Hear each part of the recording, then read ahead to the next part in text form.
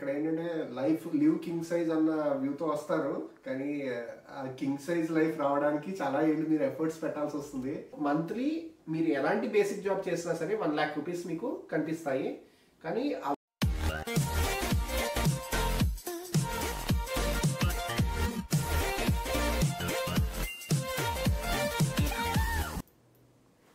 Welcome back to another video.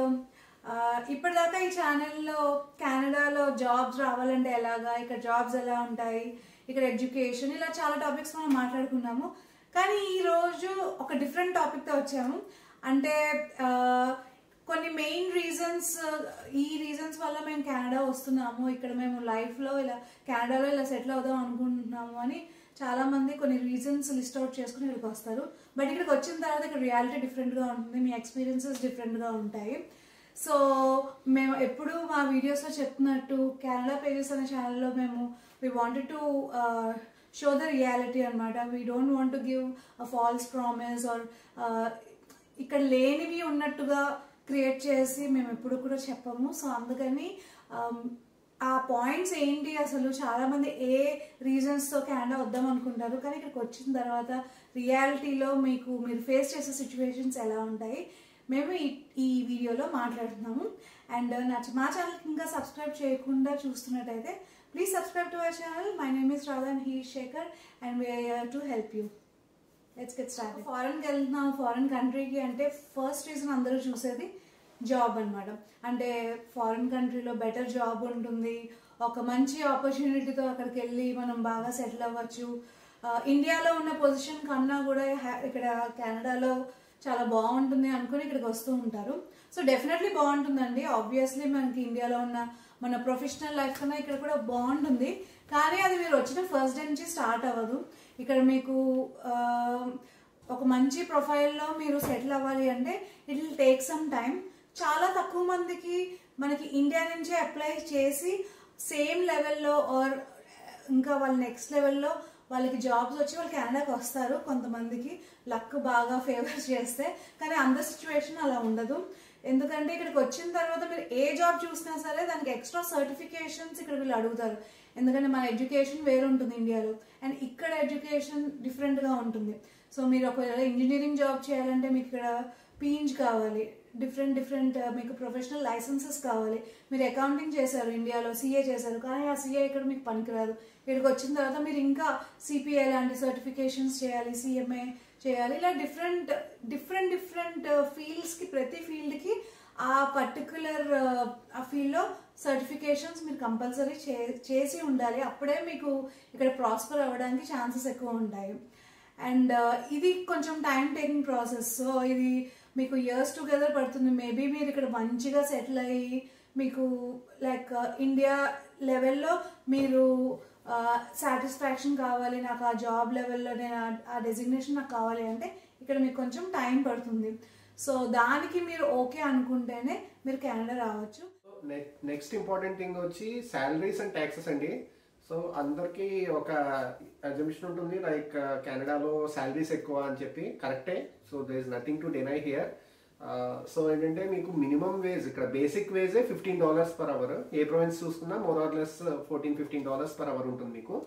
So మీకు ఎప్పుడైతే minimum wage ఎక్కువ ఉందో, మినిమం వేజ్ మీకు ఇండియాతో కంపేర్ చేస్తే ఎక్కువ ఉందో, సో మంత్లీ మీరు ఎలాంటి బేసిక్ జాబ్ చేసినా సరే 1 lakh రూపీస్ మీకు కనిపిస్తాయి. కానీ ఆ 1 lakh మీరు చూస్తున్నారు, కానీ పర్ మంత్ దానికి తగ్గట్టుగానే ఎక్స్పెన్సెస్ ఉంటాయి. మీకు హౌసింగ్ అనేది one of the most costliest expense అది ఎక్కడికి వెళ్ళినా సరే కెనడాలో. సో దానివల్ల మీకు ఆ డబ్బులు ఏం పెద్ద కనిపించవండి. మీకు లైక్ ఇన్కమ్ మీకు జనరేట్ అవుతుంది, కనిపిస్తుంది ఇన్కమ్, కానీ బట్ అది ఆఫ్సెట్ అయిపోతుంది మీరు స్పెండ్ చేసే ఎక్స్పెన్సెస్కి. దానికి మీ cost of living too high ఉండడం వల్ల యాక్చువల్లీ ఇండియాలో చాలా మంచి జాబ్స్ ఉన్నవాళ్ళు ఇంత దూరం వచ్చి అంటే ఇట్ డజంట్ మేక్ సెన్స్ అని కూడా అనిపిస్తుంది మీకు. అన్లెస్ అదర్వైజ్ మీరు బాగా సెటిల్ అయ్యి ఒక $100,000 $150,000 శాలరీస్ కనుక మీకు ఉన్నట్టయితే you will see some significant income in your account. కానీ మీరు ఎర్లీగా వచ్చి కొత్తగా ఇమిగ్రేట్ అయ్యి సో బేసిక్ లెవెల్ జాబ్స్తో మీరు స్టార్ట్ చేశారు అంటే ఆల్మోస్ట్ అంటే కష్టాలు ఉంటాయి. సో ఇవన్నీ కూడా మీరు ఫోర్గో అవ్వాలి ఇక్కడ సెటిల్ అవ్వాలి అనుకుంటే. సో సో ఇంకోటి ఏంటంటే ట్యాక్సెస్ ముఖ్యంగా ఫ్లాట్ అండి. ఇప్పుడు మీకు 1 lakh వస్తుంది అంటే అందులో మీకు డిఫరెంట్ స్లాబ్స్ ఉన్నాయి. ఇండియాలో మనకి స్లాబ్స్ ఉన్నట్టే ఇక్కడ డిఫరెంట్ స్లాబ్స్ ఉన్నాయి. సో 20%, 18% స్లాబ్ నుంచి ఓవరాల్గా అప్రాక్సిమేట్గా మీకు స్టార్ట్ అవుతుంది. 18% నుంచి 40% వరకు ఫ్లాట్ రేట్ మీకు ట్యాక్స్ కట్ చేసి సోర్స్ దగ్గర కట్ చేసి ఇస్తాడు మీకు. సో దానివల్ల మనం అసలు ట్యాక్సెస్ని మనం we can't do anything about it. ఒకటే ఒక ఆప్షన్ ట్యాక్సెస్ సేవ్ చేయడానికి. ఇండియాలో మనకి మల్టిపుల్ ఆప్షన్స్ ఉన్నాయి కదా, లైక్ ఎల్ఐసీస్ కానీ, ఏటీసీలో మీకు డిడక్షన్స్ అని కానీ.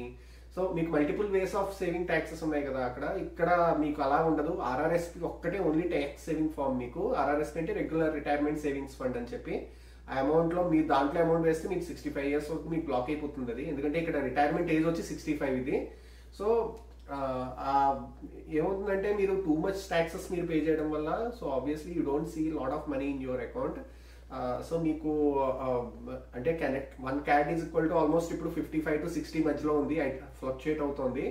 సో మీరు సేవ్ చేసింది ఇక్కడ ఎంతైనా సరే ఇండియా పంపిస్తే ఆబ్వియస్లీ అక్కడ బెటర్గా అనిపిస్తుంది. లైక్ అక్కడ కాస్ట్ ఆఫ్ లివింగ్కి ఇప్పుడు మీరు ఇక్కడ 1 lakh rupees రెంటే కడతారు, ఇండియాలో మీరు మరి 10,000 రెంట్ దొరుకుతుంది కదా. సో ఇలాంటి డిఫరెన్సెస్ ఉన్నాయి. అందుకనే ఏంటంటే లైక్ మీరు టూ మచ్ ఇక్కడ సేవ్ చేద్దాము, బాగా రిచ్ అయిపోదాం అనుకుంటే మాత్రం may not be this is a right place for you guys unless you. So next చాలా ఇంపార్టెంట్ ఫ్యాక్టర్ ఏంటంటే క్లైమేట్. మనకి ఇండియాలో ఉండే క్లైమేట్ కంప్లీట్లీ డిఫరెంట్. ఇండియాలో ఉన్న టెంపరేచర్స్ నుంచి మనం సడన్గా కెనడా లాంటి కంట్రీకి వస్తే ఇనిషియల్గా మీకు కొంచెం డిఫికల్టీస్ మీరు ఫేస్ చేస్తారు. ఎందుకంటే చాలామంది మీలో ఒకవేళ బయటికి బాగా తిరిగి అడ్వెంచర్స్ చేసి ట్రిప్స్కి వెళ్ళి అంటే సన్నీ క్లైమేట్ కొంచెం బాగా ఒక 30 degrees 25 degrees ఇలా ఎంజాయ్ చేసే వాళ్ళకి మాత్రం ఇక్కడికి వచ్చిన తర్వాత చాలా డిసప్పాయింట్మెంట్ ఉంటుంది. ఎందుకంటే మనకి ఇక్కడ వింటర్స్ ఆల్మోస్ట్ 0, ఇంకా కొన్ని రోజులు ఫీల్స్ లైక్ టెంపరేచర్ -లో కూడా వెళ్తుంది. సో ఇక్కడ ఏంటంటే మనకి అక్టోబర్ యాక్చువల్లీ ఇక్కడ ఫాల్ సీజన్ స్టార్ట్ అవుతుందండి. అప్పటి నుంచి చల్ల మెల్లిగా మొదలవుతుంది. అండ్ నవంబర్ డిసెంబర్కి వచ్చేసరికి ఇంకా ఎక్కువ ఉంటుంది. అండ్ డిసెంబర్లో స్నోఫాల్ కూడా స్టార్ట్ అవుతుంది.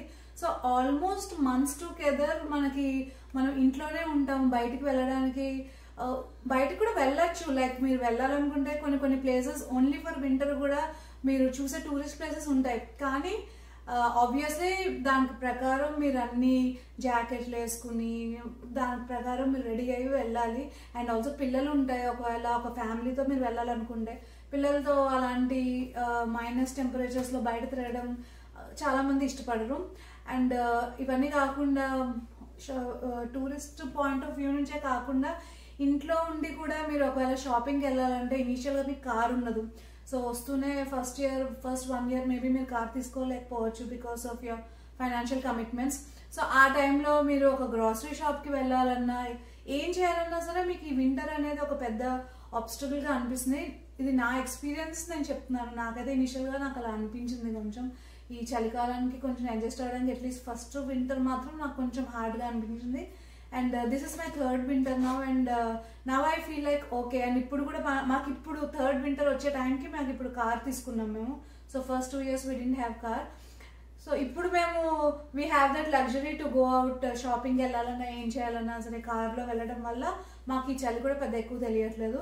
అండ్ ఎస్పెషలీ స్నోఫాల్ ఎక్కువ ఉన్నప్పుడు మనకి రోడ్ల మీద నడవడానికి, పిల్లల్ని స్కూల్లో దింపడానికి, చిన్న పాలు లాంటివి ఏమైనా గ్రాసరీ షాప్స్ నుంచి తెచ్చుకోవడానికి అప్పుడు కూడా అంత కొంచెం ఇబ్బందిగా ఉంటుంది.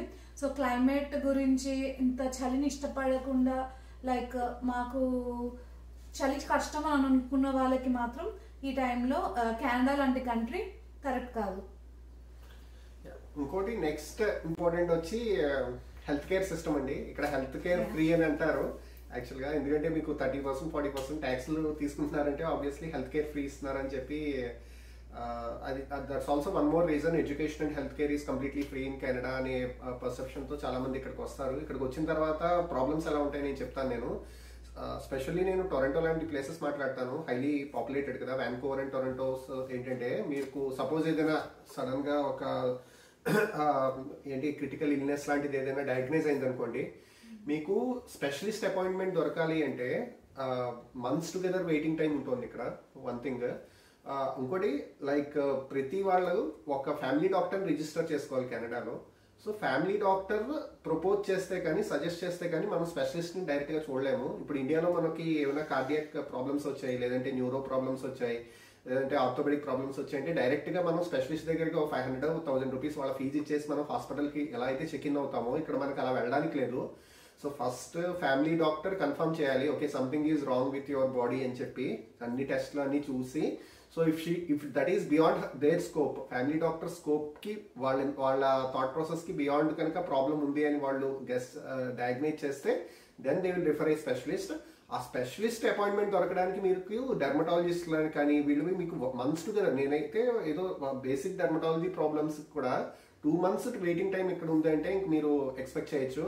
ఇంకా సో మీకు ఇమీడియట్గా పోనీ ఎమర్జెన్సీలో ఏదైనా సంథింగ్ హ్యాపెన్స్ అంటే సో మీరు ఎమర్జెన్సీకి మీరు ఎప్పుడైనా వెళ్ళొచ్చు. మీరు ఎమర్జెన్సీ ఏంటంటే చాలా షార్ట్ టర్మ్ సొల్యూషన్ అది. సో ఏదైనా ఒక ప్రాబ్లం వచ్చింది, ఒక మజిల్ స్పాజమ్ వచ్చింది, so you go to N emergency, ఇమీడియట్గా ఏదో మెడికేషన్ ఇస్తారు.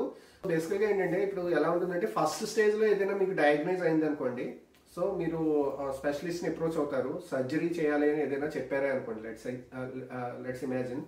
సో ఆ సర్జరీ డేట్ మళ్ళీ మీకు ఫైనలైజ్ అవ్వడానికి యాక్చువల్గా మళ్ళీ ఫైనల్ అపాయింట్మెంట్ దొరకడానికి it would be like 6 months to 1 year of waiting time అనమాట. సో ఫస్ట్ స్టేజ్లో ఉన్న డయాగ్నోసిస్ ఏదైతే ఉందో అది 4th stage వెళ్ళిపోయి క్రిటికల్ కూడా అయిపోతాయి. People even die on the die even without reaching the hospital. So అలాంటి సినారియో ఇక్కడ ఉందండి. There are 2 ways of dealing with this problem. ఒకటి ఏంటంటే మీకు కొంచెం లెస్ పాపులేటెడ్ ప్రొవిన్సెస్కి వెళ్ళినట్టయితే మీకు ఇమీడియట్గా అపాయింట్మెంట్స్ దొరుకుతాయి, కానీ ఆ ప్రొవిన్సెస్కి వెళ్ళి మళ్ళీ అక్కడ అకామిడేషన్ తీసుకుని సో ఇలాంటి తలకాయ నొప్పులన్నీ ఎక్కువ ఉంటాయి. So you are like moving out of your comfort zone only for the treatment కదా. లైక్ సపోజ్ మీ జాబ్ మీ వర్క్ అంతా ఇక్కడ ఉండి మీరు వేరే ప్రొవిన్సెస్కి వెళ్ళాలన్నా ఇలాంటివి కొన్ని ప్రాబ్లమ్స్ ఉంటాయి కదా మీకు. సో కొంతమంది ఏం చేస్తారంటే ఇండియా వెళ్ళిపోయి అక్కడ ఏమైనా క్రిటికల్ ట్రీట్మెంట్స్ ఉన్నాయంటే 5 lakhs 10 lakhs ఎంతో స్పెండ్ చేసి ట్రీట్మెంట్ చేయించుకుని మళ్ళీ వెనక్కి వస్తారు. సో ఇది ఒకటి మెడికల్ మాత్రం యాక్చువల్లీ ఫ్రీ అని చెప్తారు, కానీ బట్ ప్రాబ్లమ్స్ చాలా డిఫరెంట్గా ఉంటాయి. చిన్న బేసిక్ థింగ్స్ కూడా మీకు ప్రతిదీ ఫ్యామిలీ డాక్టర్ త్రూనే వెళ్ళాలి. ఆ ఫ్యామిలీ డాక్టర్ అపాయింట్మెంట్ కూడా అప్పుడప్పుడు దొరకదు యాక్చువల్గా. సో ఈ వెయిటింగ్ ప్రాసెస్ టైం చూస్తే మీకు చాలా చిరాకు వస్తుంది ఏంటిది అని చెప్పి యాక్చువల్గా. సో అది అంటే the luxury of going to A hospital when ever you have a problem అది మీకు కెనడాలో అయితే నాకు అనిపించలేదు. అది మాత్రం ఓన్లీ ఇండియాలోనే that something which we use to really admire it. So ఈ పర్సెప్షన్ నుంచి హెల్త్ కేర్ ఫ్రీ అన్న పర్సెప్షన్ నుంచి ఇక్కడికి వచ్చినట్టయితే ఇవి బేసిక్ రియల్ ప్రాబ్లమ్స్. ఇవి అడ్వాంటేజెస్ కూడా ఉన్నాయి, ఇవి బెనిఫిట్స్ కెనడా రావాలి అంటే ఇవి కదా అనుకుని వస్తాం, కానీ దాని వెనకాల మనకి కనపడిన హిడెన్ డిసడ్వాంటేజ్ అవి ఒకసారి ఇక్కడికి వచ్చి మనం ఎక్స్పీరియన్స్ చేస్తే గానీ ఇలాంటి ప్రాక్టికల్ ప్రాబ్లమ్స్ అనేవి తెలియదు అనమాట. సో ఇంకొక మెయిన్ ఇష్యూ కెనడానే కాదు, ఏ ఫారిన్ కంట్రీకి వెళ్ళాలన్నా సరే మనకి ఫ్యామిలీ అని. ఇక్కడ ఎస్పెషల్లీ ఇనీషియల్ డేస్, సో మనం ఒక ఫ్యామిలీగా కెనడా మూవ్ అయిన తర్వాత ప్రాబబ్లీ మేబీ హస్బెండ్స్కి వాళ్ళకి ఒక ప్రాపర్ జాబ్ వచ్చి వాళ్ళ ఆఫీస్కి వెళ్ళిపోతారు అండ్ మనం ఇంట్లో ఉంటాం. సో హౌస్ వైఫ్గా ఇంట్లో ఉండి ఎక్కువ టైం మనం ఇంట్లో టైం స్పెండ్ చేసినప్పుడు మనకి ఆబ్వియస్లీ హోమ్ సిక్నెస్ అనేది వస్తుంది. అండ్ అదే నేను అన్నట్టు కెనడా ఒక్కటే కాదు, ఏ కంట్రీకి వెళ్ళినా మీకు ఈ ప్రాబ్లం ఉంటుంది. బట్ ఇక్కడ ఏంటంటే డిస్టెన్స్ ప్రాబ్లం ఎక్కువ. మీకు ఇండియా నుంచి కెనడాకి లైక్ మీరు డైరెక్ట్ ఫ్లైట్ తీసుకున్నా సరే మీకు ఆల్మోస్ట్ లైక్ 18 hours. ఇక్కడ నుంచి డైరెక్ట్ ఫ్లైట్ 18 hours ఉంటుంది. సో మీరు ఇన్స్టెంట్గా మీకు అనుకున్నప్పుడు వెళ్ళడానికి అంత దగ్గర కూడా కాదు ఈ కంట్రీ. సో హోమ్ సిక్నెస్ అనేది చాలా విపరీతంగా ఉంటుంది ఇక్కడ ఇనీషియల్గా. దానికి తోడు మనకి ఇక్కడ డొమెస్టిక్ హెల్ప్ కూడా ఉండదు. సో ఇక్కడ మేడ్స్ని అసలు అఫోర్డబుల్ కాదు ఎఫోర్డ్ చేయడానికి. మీకు ఆల్రెడీ డిస్కస్ చేసినట్టు ఏ జాబ్ అయినా సరే మినిమం వేజ్ ఉంటుంది వీళ్ళకి ఇక్కడ $14, 14.5 to 15 ఉంటుంది, ప్రావిన్స్ బట్టి ఉంటుంది. సో మీరు ఎవరైనా మెయిన్ని అర్లీ బేసిస్ తీసుకొచ్చినా సరే మనము అంత ఎఫర్ట్ చేసి వాళ్ళకి మనం పే చేయలేము. సో ఆబ్వియస్లీ మీరు స్టార్టింగ్ నుంచి మీకు ఇంట్లో పనులు కానీ వంటలు ఇంకా దేనికి కూడా మీకు ఎటువంటి హెల్ప్ ఉండదు, అన్నీ మీరే చూసుకోవాలి. అండ్ ఎస్పెషల్లీ ఇద్దరు వర్కింగ్ అండ్ ఆల్సో చిల్డ్రన్ ఉన్నారు అని అంటే ఇంకా పని కూడా చాలా చాలా ఎక్కువ ఉంటుంది. అది ఇనిషియల్గా మనకి అడ్జస్ట్ అవ్వడానికి కొంచెం టైం పడుతుంది. అరే ఏంట్రో బాబు అన్ని బెనిఫిట్స్ అన్ని వదిలేసుకుని ఇక్కడికి వచ్చాము అనే ఒక ఫ్రస్ట్రేషన్ వచ్చేస్తుంది. సో ఇనిషియల్గా నాకు బాగా అనిపించేది అది, ఎందుకంటే పూణేలో ఉండేవాళ్ళం మేము, మాకు ఇంట్లో పనులన్నిటికీ పనమ్మాయి ఉండేది, వచ్చి చేసుకుని వెళ్ళిపోయేది. మనం జాబ్ చేసుకోవడం రావడం, కావాలంటే కుకింగ్కి కూడా అన్ని వెజిటబుల్స్ కట్ చేసి అన్నీ మనకి అక్కడ అంతా చాలా, అవన్నీ ఇప్పుడు మనకి లగ్జరీగా అనిపిస్తుంది. సో ఈ పాయింట్ కూడా కన్సిడర్ చేసి మీకు ఇలాంటివి మీరు ఫేస్ చేయలేను, నాకు ఒక హెల్ప్ కంపల్సరీ ఉండాలి, ఆర్ నాకు ఫ్యామిలీతో యూనో రిలేషన్ లైక్ నేను చాలా ఫ్రీక్వెంట్గా కలవాలి, ఇలాంటివి ఏమైనా ప్రాబ్లమ్స్ ఉంటే కనుక మీరు Canada is not the right place for you. Not only Canada అన్నట్టు ఏ ఫారిన్ కంట్రీకి వెళ్ళినా సరే ఇలాంటి ప్రాబ్లమ్స్ ఉంటాయి. సో నెక్స్ట్ వచ్చి రియల్ ఎస్టేట్ అండి. ఇక్కడ చాలా మంది ఏంటంటే కెనడా లాంటి కంట్రీస్కి వచ్చి, కెనడా యూఎస్ కానీ అంటే వచ్చి ఇక్కడ సెటిల్ అవుదాం అనుకుంటే వారి పీరియడ్ ఆఫ్ టైం ఇల్లు తీసుకుందాం అనుకునే థాట్ ప్రాసెస్తోనే వస్తారు. సో ద టూ అంటే I had seen 2 different types of people so far. ఒకటి ఏంటంటే ఇండియాలో ఉన్నవన్నీ అమ్ముకుని వచ్చేస్తారు. So they will invest it here and they want to be here actually. So they don't want to have any other ties, అంటే ఫైనాన్షియల్గా మొత్తం అన్ని అక్కడ కంప్లీట్లీ క్లోజ్ అవుట్ చేసి ఇక్కడికి వచ్చి ఇన్వెస్ట్ చేసి అంటే they will have some good luxury అంటే మంచి ఇల్లు కొనుక్కుని సెటిల్ అయిపోయే వాళ్ళు కొంతమంది ఉంటారు. కొంతమంది ఇక్కడ సంపాదించిన దాంతో ఇండియాలో ఇన్వెస్ట్ చేసుకుని పార్ట్ ఆఫ్ ఇట్ ఇక్కడ మనం కూడా ఇన్వెస్ట్ చేద్దాము అనే వ్యూతో కొంతమంది ఉంటారు. ఇప్పుడు ఎలా అయిపోయాయంటే మార్కెట్ అసలు కోవిడ్కి ముందు 2 years బిఫోర్ అసలు సిచ్యువేషన్ డిఫరెంట్ ఉండేది. At least houses are like affordable అనమాట. ఇప్పుడు చిన్న చిన్న అగ్గిపెట్లు మీరు చెప్తే నమ్మరు, అసలు 400-300 square feet స్టూడియో అపార్ట్మెంట్లు 2 కోట్లు 2.5 కోట్లు టొరంటోలో నడుస్తున్నాయి ఇప్పుడు అసలు. అంటే ఆల్మోస్ట్ లైక్ 400,000-500,000 చిన్న స్టూడియో అపార్ట్మెంట్ అది 300 square feet లో ఒక ఫ్యామిలీ బ్రతకగలరని అసలు మనం అనుకుంటామా? ముఖ్యంగా మనం అంటే ఇండియన్ కమ్యూనిటీ నుంచి మనం వచ్చాం కాబట్టి వీ నీడ్ మోర్ స్పేస్ అని మనకు అనిపిస్తుంది. లైక్ ఈవెన్ చైనీస్ కూడా అలాగే చూస్తారు. Like most of them like you know ఒకసారి ఒక డిటాచ్డ్ కానీ సెమీ డిటాచ్డ్ కానీ టౌన్ హౌస్ కానీ ఇలాంటివి ఏమైనా కొనుక్కుంటే అరౌండ్ ఒక 1,500-2,000 square feet ఉంటే ఇంకా ఓకేరా మనకి లైఫ్ టైం ఒక మంచి ఇల్లు ఉంది అన్న వ్యూతో ఉంటారు. కానీ ఇప్పుడు ఏంటంటే అసలు మీరు ఒక ఇల్లు కొనాలంటే మీకు 800,000 1 million తక్కువలో ఎక్కడ ఉండట్లేదు, అంటే 4-5 కోట్లు అనమాట. సో దానికి మీకు ఎంత డౌన్ పేమెంట్ కావాలి? అట్లీస్ట్ మీరు ₹1 కోటి మీరు డౌన్ పేమెంట్ టొరంటో లాంటి ప్లేసెస్లో పెడితే కానీ వ్యాన్కోవర్ టొరంటోలో you can't even afford a house అండి. ఇప్పుడున్న సిచ్యువేషన్ అలా ఉంది, చాలా టఫ్ ఉంది. ఇంకోటి మీకున్న శాలరీకి సపోజ్ మీకు $100,000 మీరు ఇయర్లీ మీరు సంపాదిస్తున్నారంటే మీకున్న శాలరీకి అప్రాక్సిమేట్గా 4.5 to 5 times మీకు లోన్ శాంక్షన్ అవుతుంది. సో ఇప్పుడు మీ వైఫ్ కూడా వర్క్ చేస్తున్నారు, ఇద్దరికి కలిపి 200,000 వచ్చింది అనుకోండి. So then obviously you'll get a loan close to like 800,000 to 1 million loan మీకు డైరెక్ట్గా అంటే you'll be eligible for that mortgage అనమాట. సో కానీ ఎంతమందికి 100,000 శాలరీస్ ఉంటాయి? సో 100,000 శాలరీ వచ్చినా మీకు మాక్సిమం 500,000, 550,000, 600,000 వరకు మీకు లోన్ శాంక్షన్ అవుతుంది. సపోజ్ ఇప్పుడున్న ఇళ్ళ ప్రైసెస్ అవి చూసినట్టయితే మీరు ఒక హౌస్ కొనుక్కుందాం అనుకుంటే అరౌండ్ ఎంత మీకు మినిమం 500,000 నుంచి మినిమం 800,000 నుంచి 1 million క్రాస్ అయిపోయాయి అన్ని. సో మీకు 600 లోన్ వస్తే ఇంకో 200,000 మీరు ఇండియా నుంచి మీరు తీసుకురావాలి. మీరు 20%, 10% అయినా డౌన్ పేమెంట్ పెట్టాలి కదా. సో అంటే మీరు క్వాలిఫై అయిన అమౌంట్ కాకుండా మిగతాది rest of it has to be your down payment obviously. So మీరు ఆ పాయింట్ ఆఫ్ వ్యూ నుంచి కనుక చూసినట్టయితే అరౌండ్ 50 lakhs నుంచి 1 crore మీరు మినిమం డౌన్ పేమెంట్ పెట్టి మీరు చాలా హై పేయింగ్ శాలరీలో ఉంటే తప్ప మీరు ఇప్పుడు ఇల్లు అఫోర్డ్ చేసే స్టేజ్లో లేరు. ఇన్ పర్టికులర్ నేను టొరంటో అండ్ వ్యాన్కోవర్ గురించి మాట్లాడుతున్నాను. అందుకనే చాలా మంది చిన్న చిన్న ప్రొవిన్సెస్ కూడా మూవ్ అయిపోతున్నారు. శాలరీ తక్కువ ఉంటుంది, కాస్ట్ ఆఫ్ లివింగ్ దానికి తగ్గట్టుగా ఉంటుంది. సో ఇప్పుడున్న సిచ్యువేషన్ ఎలా ఉందంటే మీరు మంచి హై పేయింగ్ జాబ్స్ ఉన్నట్టయితే ఇండియాలో ఉండడం కరెక్ట్ అండి. ఎందుకంటే ఇక్కడికి వచ్చిన తర్వాత ఈ కష్టాలు చాలా డిఫరెంట్గా ఉంటాయి. అసలు కంప్లీట్లీ హైప్డ్ అప్ మార్కెట్, ఒక రియల్ ఎస్టేట్ బబుల్ ఉందన్నమాట ఇప్పుడు ప్రెసెంట్. ఎందుకంటే మ్యాక్సిమం నెంబర్ ఆఫ్ ఇమిగ్రెంట్స్ ఇక్కడే ఉంటున్నారు కాబట్టి సో ప్రైసెస్ అన్నీ కూడా షూటప్ అయిపోయాయి వెరీ బ్యాడ్లీ. ఇంకా మీకు కాండోస్ అవి కావాలంటే ఇంకా లిటరల్ అగ్గిపెట్టలే ఇంకా. సో ఈ పాయింట్ ఆఫ్ వ్యూ నుంచి కూడా మీరు ఆలోచించండి, like whether it's worth coming to a place like Toronto and Vancouver అనేది మీరు చెక్ చేయండి. I'm not commenting much on the other provinces, ఎందుకంటే అక్కడ పాపులేషన్ తక్కువ, అక్కడ గ్రోత్ రేట్ కూడా అంత ఎక్కువ ఉండదు మీకు ఆబ్వియస్లీ.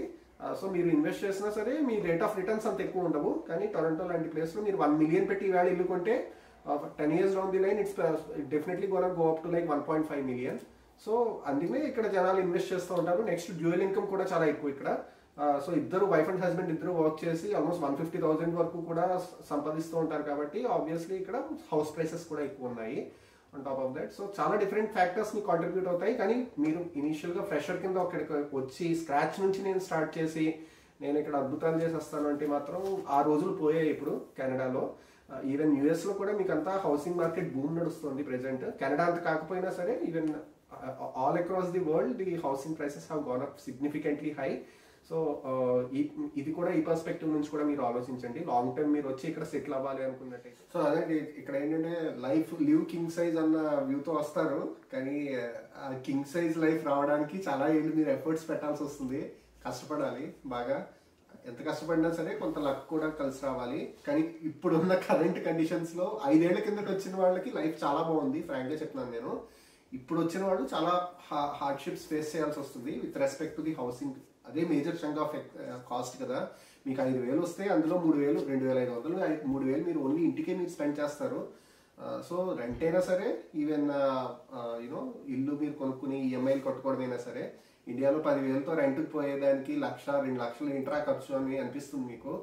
సో ఇదొక కైండ్ ఆఫ్ మెంటల్ ఫ్రస్ట్రేషన్ అయితే మనకి లైఫ్ అంతా ఉంటుంది. కానీ నేను చూడండి, like there are lot of people కొత్తగా వచ్చి 1 or 2 years లో సాఫ్ట్వేర్ జాబ్స్ లో 100,000 సాలరీస్ ఉంది.